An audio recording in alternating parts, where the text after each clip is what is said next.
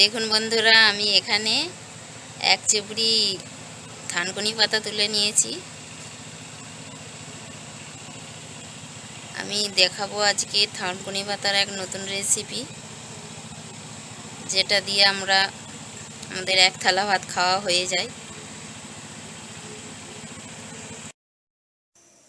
আমি এই থানকুনি পাতাটাকে ভালো করে ধুইয়ে জল ঝরিয়ে নিয়েছি। আমি এবার এটাকে বেটে নেব। আপনারা মিক্সি করে নিতে পারেন, আমি শিলনোড়ায় বেটে নেব।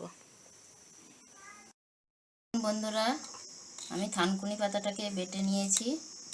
এবার এর মধ্যে আমি কাঁচা লঙ্কা বাটা, একটা কাঁচা লঙ্কা বাটা, একটুখানি নুন, একটু মাস্টার্ড অয়েল দিয়ে দেব।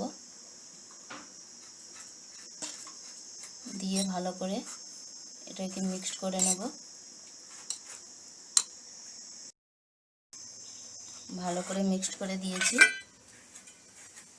এবার এটাকে ঢেকে কড়াই গরম জল করতে দিয়েছি।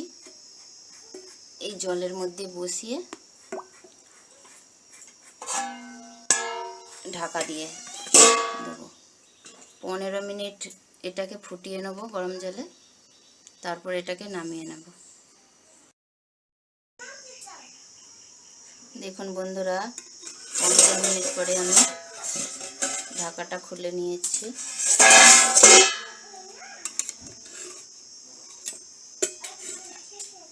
এবার এটা আমি তুলে নেব।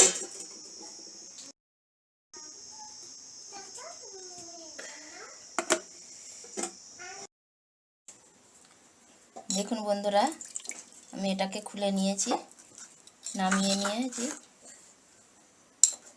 আমার থানকুনি পাতা ভাপা রেডি। এটা গরম ভাতের সঙ্গে পরিবেশন করলে খুব ভালো লাগে। নমস্কার।